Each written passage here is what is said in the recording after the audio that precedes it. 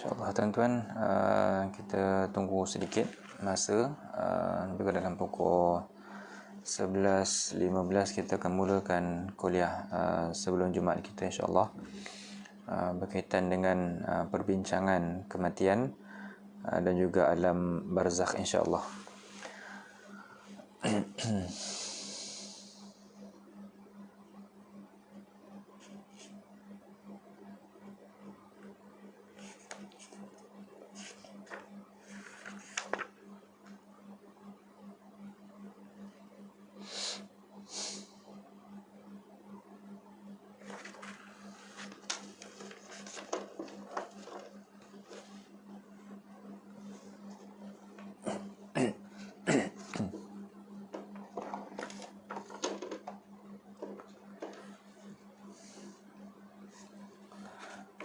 InsyaAllah tuan-tuan,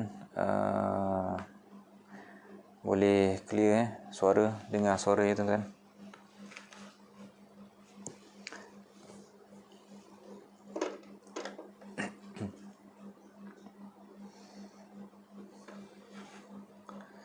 Baik, kita boleh mulakan kuliah kita pada pagi ini.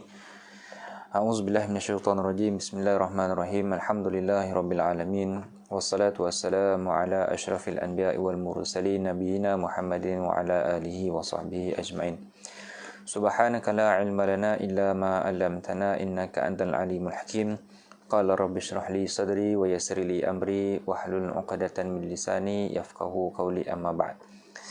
Tuan-tuan, perempuan, muslimin muslimat yang dirahmati Allah Subhanahu wa taala, alhamdulillah, setinggi-tinggi rasa kesyukuran kita kepada Allah Subhanahu wa taala kita panjangkan kerana dengan limpah kurnianya kita masih lagi diberikan kesempatan oleh Allah Subhanahu wa taala umur yang berbaki pada kehidupan kita. Mudah-mudahan dapat kita laksanakan amalan-amalan yang soleh sebagai amalan yang boleh kita bawa ke hadapan Allah Subhanahu wa taala, insya-Allah. Tuan-tuan dan puan yang dirahmati Allah Subhanahu wa taala, kesempatan yang ada pada hari ini, insya-Allah kita akan sambung perbahasan berkaitan dengan bab kematian oleh Imam Al-Qurtubi rahimahullahu taala dalam membahaskan berkaitan dengan babul mauti kafaratun likulli muslim. Bab yang mana kematian ini merupakan satu kafarah bagi setiap muslim. Dalam satu hadis Nabi SAW, Nabi mengatakan dalam sanad, hadisnya adalah sanad yang dhaif. Nabi mengatakan bahawa al-mautu kafaratun likulli muslim. Kematian itu merupakan satu kafarah bagi setiap muslim. Kenapa dikatakan kafarah, tuan-tuan? Kerana Nabi SAW nak bagi tahu kepada kita ialah kematian itu merupakan satu asbab menjadi penghapus dosa kepada kita. Dan kalau kita lihat juga berapa ramai orang yang mana melakukan kesalahan, melakukan segala dosa ketika mana mereka masih hidup, tetapi ketika mana mereka bertemu dengan Allah Subhanahu wa taala, Allah Subhanahu wa taala masukkan mereka terus ke dalam syurga Allah Subhanahu wa taala. Dan Allah Subhanahu wa taala memberikan rahmat, Allah Subhanahu wa taala melimpahkan rahmat dan pengampunannya kepada seorang hamba, maka ketika itu Allah Subhanahu wa taala memuliakan mereka dan masukkan mereka ke dalam syurga Allah Subhanahu wa taala.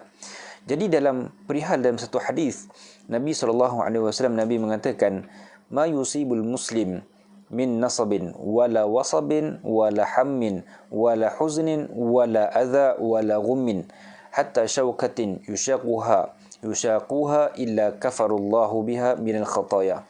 Nabi SAW mengatakan bahawa tidaklah bagi seorang muslim yang mana dia ini ditimpa satu musibah, ditimpa satu malapetaka, wala hammin, perasaan yang perasaan yang gelisah, kemudian wala huznin, perasaan yang sedih, takut, wala adha, iaitu perasaan kesakitan. Dan Nabi katakan hatta, dan sehinggalah seorang lelaki itu, seorang muslim itu tercucuk duri di tubuhnya, tercucuk duri pada tangannya, tercucuk duri pada anggotanya. Nabi katakan illa kafarullah, melainkan Allah Subhanahu wa taala akan mengampunkan, menghapuskan segala dosa-dosa yang pernah mereka lakukan. Maka dalam hadis ini menunjukkan kepada kita apa, tuan-tuan? menunjukkan kepada kita bahawa Allah Subhanahu Wa Taala akan memberikan satu sakit, memberikan satu ketidakselesaan pada hati manusia, perasaan gelisah. Allah Subhanahu Wa Taala memberikan cubaan, ujian kepada kita sebagai tanda Allah Subhanahu Wa Taala sayangkan kepada kita, dan Allah Subhanahu Wa Taala nak masukkan seorang hamba itu ke dalam syurga Allah Subhanahu Wa Taala.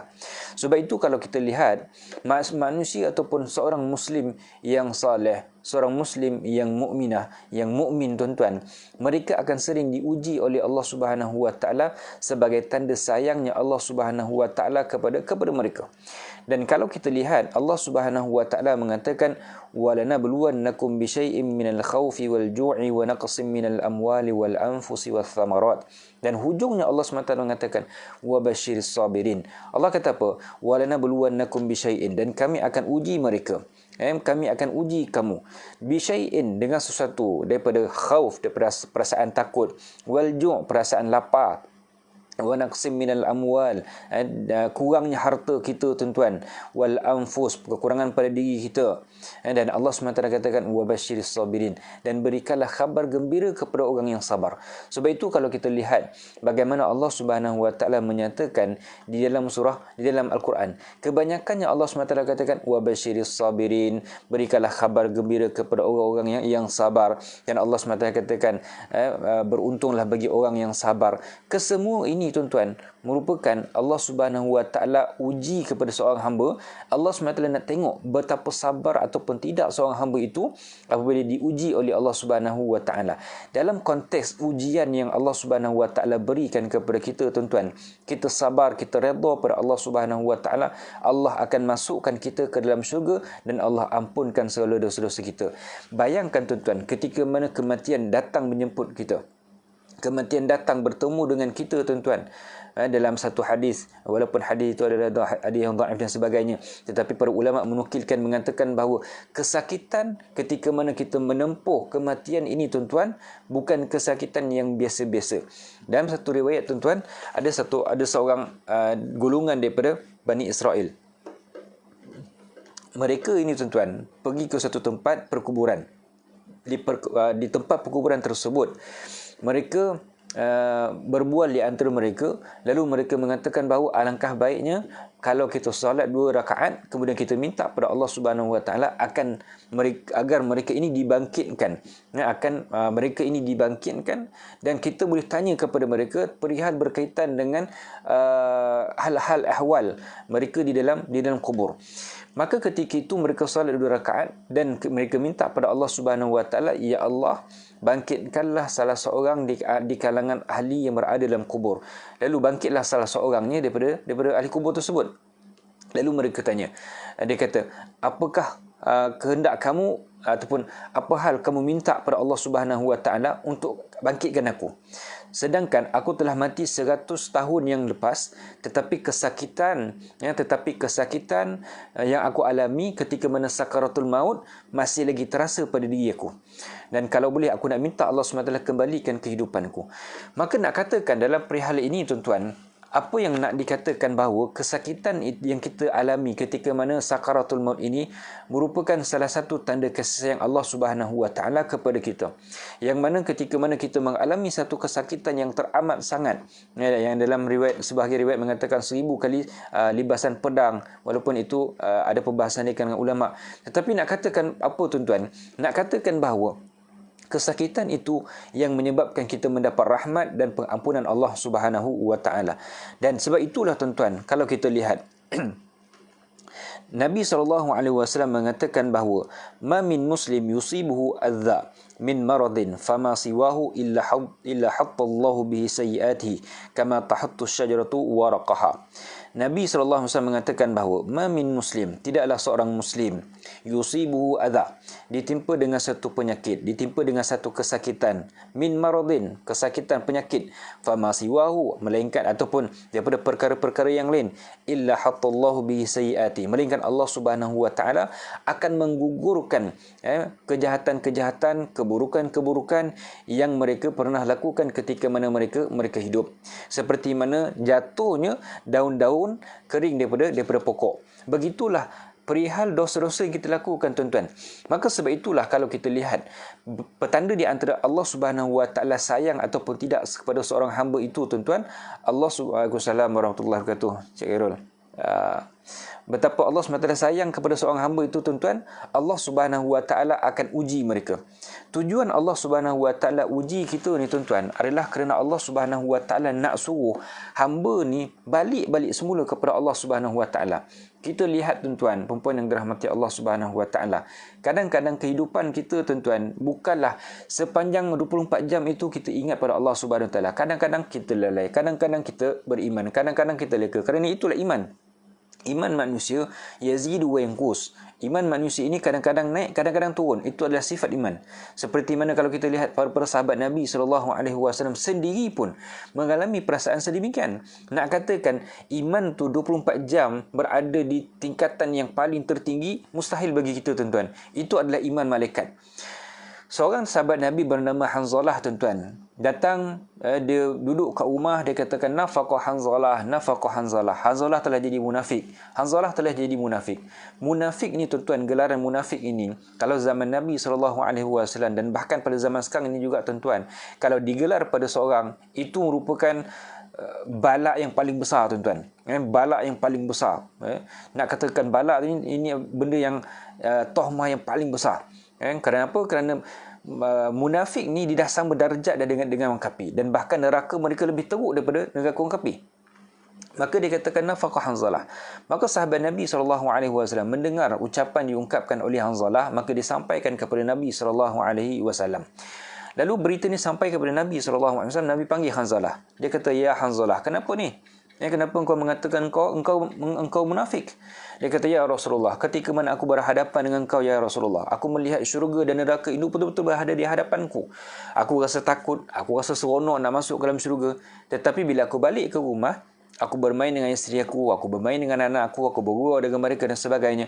Aku lupa tentang hal-hal keduniaan, aku lupa tentang hal-hal akhirat. Aku tinggalkan syurga, aku tinggalkan neraka. Maka Nabi kata apa? Ya Hanzalah, sa'ah, wahai Hanzalah, sikit-sikit ataupun bahagikan masa engkau, ada sebahagian hal keduniaan, ada sebahagian hal keakhiratan, dan engkau takkan mampu untuk berada keimanan engkau di atas puncak 24 jam.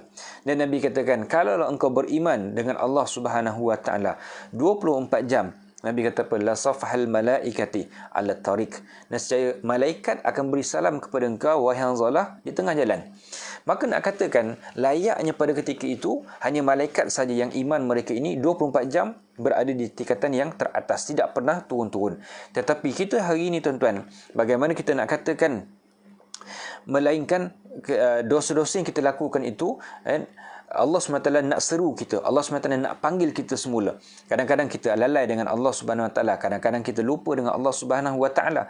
Maka Allah SWT berikan sedikit ujian kepada kita, maka kita kembali balik semula kepada Allah Subhanahu Wa Taala. Contoh, tuan-tuan, ada sebahagian orang, tuan-tuan, kadang-kadang kita tengok, kadang-kadang bila dia tak sakit ni, dia rasa tak ada masalah. Bila dia tak sakit, dia enjoy, dia pergi ke sana, ke sini dan sebagainya. Tetapi bila mereka ini ditimpa dengan satu sakit, contoh demam, tuan-tuan. Bila mereka ni demam, maka ketika itulah mulut tu mengungkap Allah, astagfirullah. Mereka ingat balik pada Allah Subhanahu Wa Taala. Itu menunjukkan bahawa Allah Subhanahu Wa Taala suka kepada mereka. Sebab itu dalam satu hadis, Nabi SAW mengatakan bahawa apabila Allah Subhanahu Wa Taala mengkehendaki seorang hamba itu untuk kembali semula kepada Allah Subhanahu Wa Taala, Allah perintahkan kepada malaikat, wahai malaikat, berikanlah ujian kepada mereka. Maka bila ditimpakan ujian kepada mereka, maka mereka kata, bila ditimpakan ujian ataupun balak, musibah daripada Allah SWT, maka mereka mengucapkan tasbih kepada Allah Subhanahu Wa Taala, mereka mengucapkan tahmid kepada Allah Subhanahu Wa Taala. Maka ketika itu mereka rujuk balik, mereka kembali semula kepada Allah Subhanahu Wa Taala. Maka gembiranya Allah Subhanahu Wa Taala kepada kembalinya mereka kepada Allah Subhanahu Wa Taala. Maka sebab itulah dalam perihal ini, tuan-tuan, kalau kita lihat dalam satu hadis, Nabi mengatakan, may yuridillahu bihi khairan yusib minhu. Nabi SAW mengatakan bahawa barang siapa yang Allah Subhanahu Wa Taala mengkehendaki kebaikan kepada seorang hamba itu, tertentu, Allah Subhanahu Wa Taala akan berikan musibah kepada mereka. Maksud musibah ini Allah Subhanahu Wa Taala uji mereka. Contoh tuan-tuan sekarang ini, berapa ramai manusia yang hari ini diuji oleh Allah Subhanahu Wa Taala dengan COVID-nya, dengan putus bekalan makanan mereka, putus dengan pekerjaan mereka, tak dapat kerja dan sebagainya. Kadang-kadang kita perlu lihat kepada amalan-amalan yang kita lakukan, tuan-tuan. Bila kita katakan kafarah dalam ujian yang Allah berikan kepada kita, satu perkara yang perlu untuk kita lakukan ialah kita perlu berhusnuzon dengan Allah Subhanahu Wa Taala. Kita perlu bersangka baik dengan Allah Subhanahu Wa Taala. Kerana apa, tuan-tuan? Kerana yang menjadikan musibah ini adalah Allah Subhanahu Wa Taala. Yang mengangkat musibah itu adalah Allah Subhanahu Wa Taala. Yang menjadikan kita adalah Allah Subhanahu Wa Taala. Sebab itu keyakinan pada akidah kita, tuan-tuan, perlu solid. Keyakinan dan keimanan kita kepada Allah Subhanahu Wa Taala perlu 100%. Bukan iman kopok. Bukan iman kopok, tuan-tuan. Maksud iman kopok ni, kita makan dah habis. Dia jadi gangup. Bila nak patahkan dia boleh patah. Tetapi iman kita mesti iman yang konkret, mesti iman yang betul-betul tulen, yang kita nak tubuk ke, kita nak sepak ke, kaki kita sakit balik. Maka begitulah keimanan para sahabat Nabi ridwanullah alaihi ajma'in, tuan-tuan, ketika mana mereka berhadapan dengan musibah dan ujian yang Allah Subhanahu Wa Taala berikan kepada mereka. Seperti mana ada seorang sahabat Nabi, mereka ini sering ditohmah, sering dihina, sering dikeji oleh golongan-golongan Quraisy. Ketika itu dia tanya kepada Rasulullah sallallahu alaihi wasallam, "Ya Rasulullah, mata nasrullah?" Ya Rasulullah, bilakah akan datangnya bantuan Allah Subhanahu Wa Taala? Kami dah tak tahan ya Rasulullah. Kami dah tak tahan ya Rasulullah, diuji begini. Maka Nabi sallallahu mengatakan bahawa, "Wahai sahabatku, nak tak aku ceritakan kepada engkau satu cerita yang mana orang terdahulu ketika mana mereka ini nak mentauhidkan Allah Subhanahu Wa Taala, mereka beriman sungguh-sungguh kepada Allah Subhanahu Wa Taala, maka ketika itu ada yang dipenggal kepala mereka, ada yang digergaji kepala mereka, ada yang diikat tangan dan kaki mereka di kuda, lalu disuruhkan kuda tersebut lari, maka larilah kuda keempat-empat tersebut, maka putuslah tangan dan kaki mereka." Sahabat Nabi ini, tuan-tuan, bila didengar perkataan sedemikian, dia kata, "Ya Rasulullah, mulai hari ini aku tidak akan minta kepada Allah Subhanahu Wa Taala untuk dikurangkan ujian oleh Allah Subhanahu Wa Taala kepada kita." Kenapa, tuan-tuan? Kerana kita melihat bahawa adanya orang-orang yang lain yang lebih berat, yang lebih besar musibah mereka, lebih besar ujian mereka yang Allah berikan kepada mereka berbanding dengan ujian kita, tuan-tuan. Ada orang, tuan-tuan, yang kalau kita lihat ujian-ujian mereka hanya sedikit saja, tetapi ujian kita, tuan-tuan, yang Allah SWT berikan lebih sedikit daripada mereka. Mereka tu lebih banyak sebenarnya, tetapi mereka rasakan mereka sikit. Kerana apa? Kerana mereka memandangkan ada orang lebih besar lagi. Begitulah kehidupan kita. Kita perlu untuk melihat bahawa Allah Subhanahu Wa Taala memberikan ujian ini mengikut kepada keupayaan kita. Asa an tuhibbuna syai'an wa huwa kurhul lakum. Mudah-mudahan benda yang kamu suka, tetapi rupa-rupanya di sisi Allah SWT tak baik bagi kamu. Dan kadang-kadang ada benda yang kamu tak suka, tetapi di sisi Allah Subhanahu Wa Taala perkara itu lebih baik. Dan kalau kita lihat dalam satu riwayat daripada sahabat Nabi SAW, dia katakan bahawa an Zaid bin Aslam maula Umar bin Khattab radhiyallahu anhu qala, "Idza baqiya 'ala al-mu'min min dhunubihi shay'un lam yablughuhu bi'amalihi shaddada 'alaihi al-mauta liyablugha bi sakaratil mauti wa shada'idihi darajatahu minal jannah." Zaid bin Aslam mengatakan bahawa dia ini merupakan pembantu kepada Umar bin Khattab radhiyallahu anhu. Dia mengatakan bahawa apabila ada sisa-sisa daripada orang mukmin, sisa-sisa dosa yang ada pada orang mukmin yang tidak mampu untuk dihapuskan dengan amalan-amalan soleh mereka. Amalan-amalan soleh kita ni, tuan-tuan, dia boleh menghapuskan dosa-dosa yang kita lakukan. Innal hasanat yuzhibuna sayyiat. Sesungguhnya amalan-amalan yang baik, amalan-amalan yang soleh ini akan membersihkan keburukan-keburukan, kejahatan-kejahatan, dosa-dosa yang kita lakukan. Dan dikatakan bahawa syaddada alaihil mauta, iaitu Allah Subhanahu Wa Taala berikan mereka sakit ketika mana mereka nak mati, liyablugha bi sakaratil mauti wa syada'idihi, darajatahu fil jannah. Dia katakan untuk berikan kesakitan kepada mereka itu ketika mana menghadapi sakaratul maut. Dan apa yang berlaku dengan kesakitan yang kita hadapi ketika mana sakaratul maut itu, tuan-tuan, apa yang berlaku, Allah Subhanahu Wa Taala akan mengangkat darjat kita di dalam syurga kelak. Allahu Akbar, tuan-tuan. Itu adalah janji Allah Subhanahu Wa Taala dan juga janji Nabi SAW. Kita ni, tuan-tuan, kita tak tahu ada amalan-amalan, ada dosa-dosa yang kita lakukan. Tetapi dengan dosa-dosa yang kita lakukan, maha rahmat Allah Subhanahu Wa Taala, maha rahimnya Allah Subhanahu Wa Taala, Allah Subhanahu Wa Taala hapuskan segala dosa-dosa yang kita lakukan itu, tuan-tuan, ketika mana kita nak menghadapi kematian. Maka sebab itulah, tuan-tuan, ini di antara tanda-tanda husnul khatimah yang Allah Subhanahu Wa Taala berikan kepada seorang hamba. Dan di antaranya para ulama mengatakan mengalirnya air mata. Kerana apa mengalirnya air mata, tuan-tuan? Kerana mengenangkan betapa besarnya rahmat Allah Subhanahu Wa Taala, yang mana ketika mana buku amalan, catatan amalan soleh kita dipaparkan di hadapan mata kita. Sedangkan ketika itu kita malu dengan Allah Subhanahu Wa Taala. Kaki kita dah tak boleh bergerak. Pinggang kita dah tak boleh bergerak. Selama ini kita boleh bangun daripada tidur kita dalam keadaan sekelip mata. Kita terkejut, kita bangun, tuan-tuan. Tetapi pada ketika mana kita sakratul maut itu, tuan-tuan, kita dah tak boleh nak bergerak kaki kita. Tangan kita dah tak boleh bergerak. Nyawa kita berada di dada. Maka ketika itu kita dihamparkan oleh malaikat, diperlihatkan segala amalan-amalan kita. Ada amalan yang soleh kita lakukan dan ada amalan-amalan yang buruk kita lakukan, amalan-amalan dosa yang kita lakukan. Tetapi maha kasih sayang Allah Subhanahu Wa Taala ketika mana kita mengharapkan di hadapan Allah Subhanahu Wa Taala, iaitu raja', iaitu khauf dengan Allah Subhanahu Wa Taala. Maka ketika itulah kita mengharapkan, ya Allah, ampunkanlah segala dosa-dosa kami, ya Allah. Maka ketika itu Allah katakan, wahai hamba-Ku, aku ampunkan segala dosa-dosa yang engkau pernah lakukan dan engkau masuklah ke dalam hamba-hamba-Ku yang soleh. Maka ketika itu, tuan-tuan, buku kita tu, dosa-dosa kita diampunkan oleh Allah Subhanahu Wa Taala disebabkan raja' kita, pengharapan kita diterima oleh Allah Subhanahu Wa Taala, mengalirnya air mata kita, tuan-tuan. Ketika mengalirnya air mata kita di hadapan Allah Subhanahu Wa Taala, nyawa kita ditarik, maka matilah kita dalam keadaan kita mengalirkan air mata. Maka itulah tanda-tanda orang yang husnul khatimah. Maka kemudian, tuan-tuan, dia katakan bahawa kesakitan yang dialami oleh seorang hamba itu ketika mana sakaratul maut untuk mengangkat darjat seorang hamba itu di dalam syurga Allah Subhanahu Wa Taala.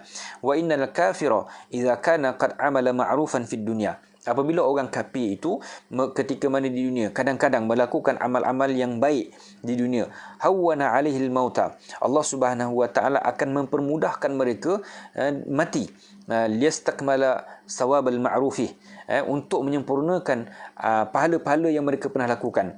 Kadang-kadang, tuan-tuan, ni nak ceritakan maha adilnya Allah Subhanahu Wa Taala. Allah Subhanahu Wa Taala tak pernah berlaku zalim kepada hamba-Nya.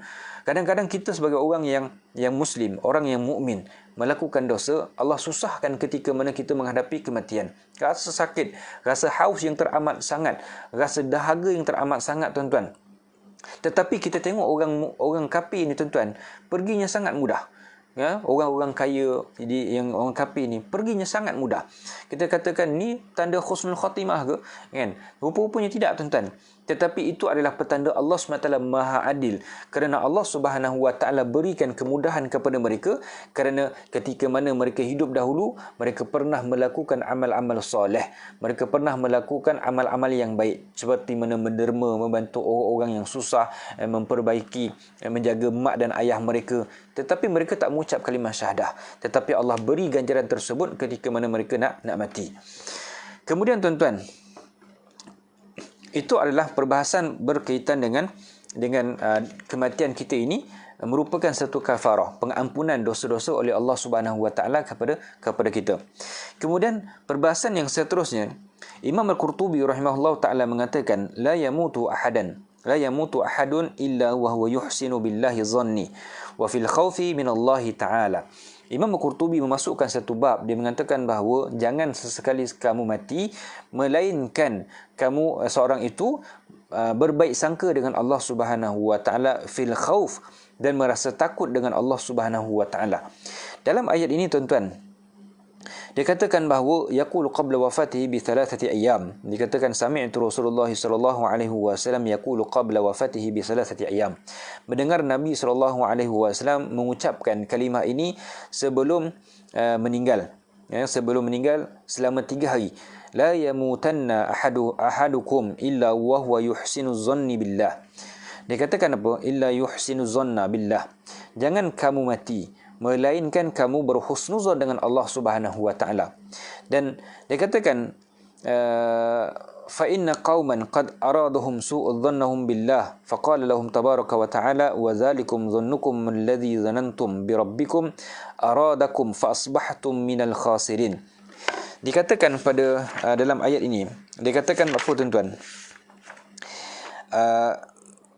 Allah SWT berfirman dalam Al-Quran mengenai orang yang berburuk sangka terhadap Allah Subhanahu wa taala, dan itulah sangkaan kamu yang telah kamu sangkakan terhadap Tuhanmu. Sangkaan itu telah membinasakan kamu sehingga menjadikan kamu termasuk dalam golongan-golongan orang yang rugi. Sebab itu tuan-tuan, kalau kita lihat yang pertama rajak, yang kedua khauf. Yang pertama rojak. Rojak tu pun tuan, rojak ni bukan benda yang kita makan tu. Tu rojak mi ada, rojak kuih ada. Tapi rojak yang kita nak bincangkan ni ialah pengharapan kita dengan Allah Subhanahu wa taala. Bila kita sertakan pengharapan kita pada Allah Subhanahu wa taala ni tuan-tuan, kita perlulah untuk sentiasa bersangka baik dengan Allah Subhanahu wa taala. Perlulah untuk sentiasa mengatakan Allah Subhanahu wa taala tahu apa yang Allah Subhanahu wa taala berikan kepada kita. Dan kalau kita lihat, yang kedua ialah khauf. Yang kedua ialah perasaan takut kita dengan Allah Subhanahu wa taala. Sebab itulah tuan-tuan, kalau kita lihat perihal berkaitan dengan khauf, dengan rajak ni tuan-tuan, seperti mana dinukilkan oleh para ulama, dia mengatakan apa? Ketika mana dalam ibadah kita, ketika mana dalam ibadah harian kita, rajak itu lebih mulia, lebih afdal daripada khauf, lebih mulia daripada ketakutan. Kerana apa tuan-tuan? Rajak ini satu pengharapan kita. Kita lakukan amal soleh kita, kita lakukan ibadah puasa kita, kita lakukan zikir kita dan sebagainya. Kita baca Al-Quran. Kita mengharapkan, ya Allah, terimalah ini sebagai amalan solehku. Jangan kamu jadikan ia sebagai amalan-amalan yang tidak diterima oleh Allah Subhanahu wa taala. Kerana kita takut tuan-tuan, ketika mana kita bertemu dengan Allah Subhanahu wa taala, Allah katakan wa qadimna ila ma amilu min amalin faj'alnaha haba'an mansura. Allah katakan kami datangkan kepada mereka amalan-amalan yang baik yang pernah mereka lakukan, faj'alnaha haba'an mansura. Kami jadikan amalan-amalan mereka itu seperti mana debu bertebangan. Kerana apa tuan-tuan? Yang pertama, tidak ikhlas kepada Allah Subhanahu wa taala. Yang kedua, tidak mengikuti syariat Nabi SAW. Yang ketiga, hanya sekadar ikut-ikutan. Yang keempat adalah mungkin sekadar untuk berpura-pura, tidak beriman pun dengan Allah Subhanahu wa taala. Maka perkara-perkara yang sedemikian tuan-tuan akan menyebabkan amalan-amalan soleh yang kita lakukan itu tak diterima oleh Allah Subhanahu wa taala. Maka pengharapan seorang hamba itu diminta pada Allah Subhanahu wa taala, ya Allah, terimalah. Tetapi ketika mana kita nak meninggal tuan-tuan, ketika mana kita nak mati kelak tuan-tuan, apa yang akan berlaku? Para ulama mengatakan khauf itu lebih afdal daripada rajak. Ketakutan pada Allah Subhanahu wa taala itu lebih baik, lebih mulia daripada rajak pengharapan kepada Allah Subhanahu wa taala. Saya buatkan satu kisah tuan-tuan. Kisah ini dinukilkan oleh para ulama berkaitan dengan seorang lelaki. Kisah seorang lelaki yang mana lelaki ini telah memberikan wasiat. Dia ini tidak pernah melakukan walaupun satu amalan baik di dalam kehidupan mereka. Tidak pernah melakukan amal soleh. Mereka beriman dengan Allah SWT. Dia beriman dengan Allah SWT, tetapi tidak melakukan amal soleh walaupun sedikit. Dikisahkan oleh para ulama, dia mengatakan bahawa ada seorang lelaki ini, ketika mana sebelum tibanya kematian kepada dia telah berwasiat kepada anak dia. Dia katakan, wahai anakku, ketika mana aku mati kelak, jangan sesekali engkau menanam jenazahku. Anak jadi heran tuan-tuan. Dia katakan, ayah, bukankah kena tanam? Dia kata, tak. Tetapi apa yang perlu engkau lakukan? Tetapi perlulah engkau bakar jenazah aku dan kau asingkan. Setengah engkau campakkan di dasar lautan, setengah lagi engkau campakkan di atas pergunungan. Maka anak jadi heran. Dia kata, ya, membakar jenazah ni satu kesalahan. Kenapa? Kerana ia bertentangan dengan ajaran yang diperintahkan kepada kita. Lalu ayah dia kata, tak apa, kau ikut je apa yang aku pesan pada kau. Kau ikut. Jangan sekali engkau ingkar. Maka kematian tu datang kepada bapa dia. Lalu bila diawasiatkan, bila diamanahkan, anak tersebut terpaksa ikut. Lalu diikutlah anak-anaknya. Setengah abu itu dilemparkan ke dalam laut. Setengah lagi tu dilemparkan di pergunungan. Maka tiba keadaan ketika mana dia ni dibangkitkan oleh Allah Subhanahu Wa Taala di hadapan Allah Subhanahu Wa Taala di padang mahsyar. Maka ketika itu tuan-tuan, Allah Subhanahu Wa Taala tanya kepada hamba tersebut, wahai hambaku, apa sebab? Allah SWT tahu tuan-tuan. Tetapi Allah SWT nak tanya juga kepada dia, kenapa engkau buat macam ni? Kenapa engkau wasiatkan kepada anak kau kena bakar jenazah kau, jangan ditanam. Dan bila dah dibakar ni, separuh daripada abu dicampakkan ke dalam lautan, setengah lagi perlu dicampakkan di atas pegunungan. Satu jawapan tuan-tuan yang menyebabkan ini, yang ceritakan oleh para ulama, dikatakan seorang lelaki yang tidak pernah melakukan amal soleh walaupun satu, tetapi dimasukkan ke dalam syurga Allah Subhanahu Wa Taala. Orang tanya kenapa? Maka dia masuk ke dalam syurga Allah Subhanahu Wa Taala tuan-tuan kerana jawapan dia. Apa jawapan dia? Dia kata, ya Allah, aku ni hamba-Mu yang hina. Aku ni hamba-Mu yang tidak pernah melakukan amal soleh walaupun sedikit. Nak bersedekah tidak, nak solat tidak. Segala amal kebajikan yang diperintahkan aku tidak pernah lakukan. Tetapi walaupun sedemikian, aku perintahkan untuk anakku bakar jenazah aku dengan harapan supaya aku tidak dibangkitkan oleh kamu, dan engkau tak mampu untuk membangkitkan aku semula kerana aku takut denganmu ya Allah. Itu jawapannya. Kerana aku takut denganmu ya Allah, maka aku perintahkan untuk anakku asingkan abu daripada bahan bakaran jenazah aku, separuhnya di lautan, separuhnya di pegunungan. Maka disebabkan ayat ini dikatakan inni akhafu Allah Rabbul Alamin. Sesungguhnya aku takut kepada Allah, Tuhan sekalian alam. Kerana bila aku dibangkitkan kelak dengan amalan-amalan yang soleh yang aku tak pernah lakukan, maka aku dimasukkan ke dalam neraka. Maka aku takut.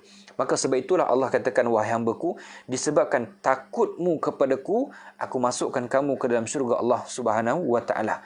Maka sebab itulah para ulama mengatakan, khauf satu perkara, rajak satu perkara. Khauf ketika mana nak mati ini lebih baik, tetapi rajak ini ketika mana melakukan amal ibadah itu lebih afdal daripada ketakutan. Maka sebab itulah tuan-tuan, kalau kita lihat, Allah Subhanahu Wa Taala akan melihat melakukan satu perkara berdasarkan kepada apa yang kita sangkakan kepada Allah Subhanahu Wa Taala. Dan orang mukmin tuan-tuan, bila diuji oleh Allah Subhanahu Wa Taala, dia tidak boleh mengatakan kalau. Orang mukmin, kalau dia terjadi suatu perkara kepada dia, dia tidak boleh mengatakan kalau. Contoh tuan-tuan, saya terbaca kisah berkaitan dengan almarhumah, Allah yarham, Siti Sarah. Ada seorang lelaki ni tuan-tuan, yang kita tengok mungkin dia punya ayat tidak baik sikit, tidak baik pada akidah kita, tidak baik pada pandangan kita. Dia mengatakan apa? Dia katakan, dia komen dalam Facebook, dia katakan, kalaulah Syuaib kalaulah sekian buat family planning, tidaklah sekian, tidaklah meninggal dan sebagainya. Kita katakan ni, kalau ni tuan-tuan adalah ungkapan daripada syaitan. Syaitan akan masukkan ke dalam diri kita tuan-tuan untuk mengungkapkan perkataan kalau. Jangan dikalau-kalaukan. Kalau dikalaukan kalau-kalau itu, maka terkalaulah kalau-kalau tersebut. Ni orang cerita dulu tuan-tuan. Dia katakan jangan dikalau-kalaukan. Jangan kalau-kalau. Sebab kalau-kalau ni tuan-tuan, maka syaitan tu akan masuk ke dalam hati kita. Dia akan jentik akidah kita. Kalaulah aku sekia dulu tak macam ni. Kalaulah dulu aku tak buat macam ni. Seolah-olah kita menidakkan takdir Allah Subhanahu Wa Taala. Tetapi apa yang Nabi SAW perintahkan kepada kita untuk kita ungkap, Nabi katakan, katakanlah qaddarallahu ma syaa ma fa'al. Nabi katakan qaddarallahu ma syaa fa'ala. Sesungguhnya Allah SWT telah mentakdirkan satu perkara dan Allah SWT telah menjadikan. Maka perihal perkataan itu tuan-tuan, menyebabkan akidah kita ini, menyebabkan akidah kita, iman kita sangat-sangat kukuh kepada Allah Subhanahu Wa Taala. Satu kisah tuan-tuan, nak katakan husnuzon dengan Allah Subhanahu Wa Taala, bersangka baik kita dengan Allah Subhanahu Wa Taala ni tuan-tuan. Satu kisah ketika mana ada seorang lelaki, Ini dikisahkan oleh guru kami, Dr. Khalid bin Salamah. Dikatakan apa? Ada seorang lelaki yang berasal daripada Makassar, Indonesia. Dia berasal daripada Makassar, kemudian dia datang ke Irian Jaya untuk berniaga. Jadi berniaga. Maka lelaki tersebut, tuan-tuan, setelah mana selesai kuliah guru kami ni, dia ajak Dr. Khalid ni datang ke rumah dia untuk makan malam. Maka datang makan malam tersebut di rumah kayu dia, rumah yang besar, rumah kayu. Maka dia kata apa? Setelah mana Dr. Khalid dia menceritakan perihal berkaitan dengan hendaklah seorang mukmin itu melakukan husnuzon dengan Allah Subhanahu Wa Taala. Setiap perkara yang berlaku kepada seorang mukmin, dia perlu mengatakan bahawa ini adalah takdir Allah Subhanahu Wa Taala. Allah akan menggantikan yang lebih baik kepada kita. Sebab itulah sebagai orang mukmin, tuan-tuan, dia tidak perlu mencari asbab, tetapi dia perlu mencari solusi pada ketika mana musibah itu datang kepada mereka. Dia perlu cari solusi. Nak buat apa? Contoh, tuan-tuan, dalam rumah terbakar. Rumah terbakar ni, tuan-tuan, bukan masanya untuk kita katakan, ya Allah, apalah dosaku ni, Allah. Waalaikumsalam warahmatullahi Kak Malah. Bukan masanya untuk mengatakan, ya Allah, apa dosaku, ya Allah, sehingga kau buat macam ni, ya Allah, apa dosaku sekian. Tak, bukan itu keadaan dia. Tetapi ketika mana musibah itu datang kepada kita, tuan-tuan, yang perlu untuk kita katakan adalah kita perlu cari solusi. Rumah terbakar pada ketika itu, tuan-tuan, apa yang perlu untuk kita solusi? Cari air, telefon bomba, tuan-tuan, itu adalah solusi. Kemudian itu baru kita katakan apa punca dia. Apa punca dia. Dan begitulah dengan seorang lelaki yang daripada Irian Jaya ni, tuan-tuan. Dia ceritakan kepada guru kami, dia kata apa? Dahulunya dia katakan, rumah yang kamu duduk ini, wahai syekh, dia kata, wahai doktor, merupakan rumah yang pernah terbakar. Ketika mana satu malam, dia kata, satu malam, dia ni datang ke Irian Jaya dan bawa lebih kurang dalam 6,000 rupiah ketika itu. 6,000 rupiah saja. Dan dia berniaga hasil daripada perniagaan modal dan sebagainya, dia berhasil dapat simpan lebih kurang 6 juta rupiah. Dan daripada hasil-hasil perniagaan dia tu, dia buat rumah kayu. Dan dia beli sebidang tanah, dia buat rumah kayu. Dan pada ketika itu, tuan-tuan, pada waktu tengah malam, dia terasa ada macam satu bahang daripada dapur dia.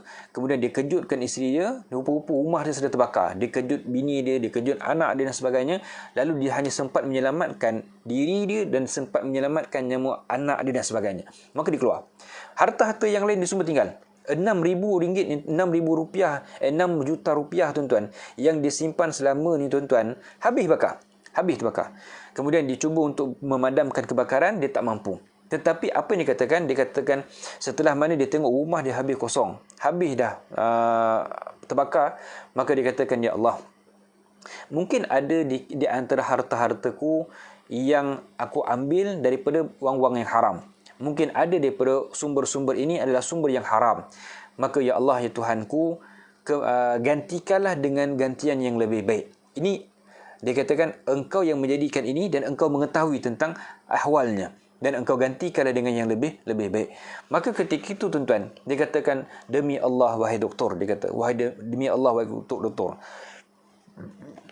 Dia katakan, rumah yang dia nak simpan, tuan-tuan, rumah yang dia buat itu mengambil masa lebih kurang dalam 6 tahun ke 7 tahun untuk disiapkan. Sikit-sikit dia simpan duit dan sebagainya, kemudian dia buat rumah tersebut. Tetapi dikatakan, demi Allah wahai doktor, rumah yang kau sedang duduk ini, wahai doktor, rumah yang sedang kau makan di atasnya, wahai doktor, aku mengambil lebih kurang masa setahun saja untuk aku buat rumah ni. Lebih kurang dalam setahun saja yang aku perlukan untuk buat rumah ni. Dan setelah kejadian itu, dia kata setelah kejadian itu, duit aku menjadi double. Menjadi double. Maknanya dia katakan simpanan ni menjadi double. Dahulu 6 juta rupiah, sekarang ni dia 60 juta rupiah, dan setelah itu bukan 120 juta rupiah, dia kata. Dan setelah itu, tuan-tuan, bukan sekadar duitnya bertambah, tetapi dia dapat beli sebidang tanah di sebelah rumah dia, tentu, dan dia dapat mampu untuk buat rumahnya. Kenapa, tuan? Husnuzon dia dengan Allah Subhanahu Wa Taala. Bila dia husnuzon dengan Allah Subhanahu Wa Taala, Allah Subhanahu Wa Taala akan melimpahkan rahmat Allah Subhanahu Wa Taala kepada mereka, dan Allah Subhanahu Wa Taala akan menjadikan mereka itu sebagai hamba yang soleh. Allah Subhanahu Wa Taala tidak pernah meminggirkan mereka. Maka sebab itulah dalam hal ni, tuan-tuan, apa yang perlu untuk kita ceritakan ialah berkaitan dengan dalam satu hadis kursi Allah mengatakan ana inda dhanni 'abdi bi falyadhinnu bi ma syaa. Nabi SAW mengatakan bahawa Allah Subhanahu Wa Taala berfirman, sesungguhnya aku ni di atas zon hamba-Ku. Di atas zon hamba-Ku. Kalau zon seorang hamba itu jahat, buruk pada Allah SWT, maka Allah SWT akan melakukan perkara yang buruk kepada hamba tersebut. Kalau zon kita baik pada Allah SWT, maka Allah SWT akan berikan yang terbaik untuk kita. Jadi tuan-tuan perempuan yang dirahmati Allah SWT, insya-Allah kita pun berhenti pada setakat ini tuan-tuan. Kita nak, ada yang sahabat kita yang dah nak pergi ke masjid untuk melaksanakan solat Jumaat. Jadi mudah-mudahan Allah Subhanahu Wa Taala memberkati kita dan menjadikan diri kita sebagai hamba yang soleh dan memasukkan kita semuanya ke dalam syurga Allah Subhanahu Wa Taala, insya-Allah. Jadi tuan-tuan puan yang dirahmati Allah sekalian, terima kasih atas kesudian untuk bersama-sama dalam kuliah sebelum Jumaat. Jadi insya-Allah kita akan bertemu lagi pada siri yang akan datang, masih lagi dalam perbahasan berkaitan dengan bersangka baik dengan Allah Subhanahu Wa Taala. Aqul qauli hadza wa astaghfirullahal azim li wa lakum. Wassalamualaikum warahmatullahi wabarakatuh.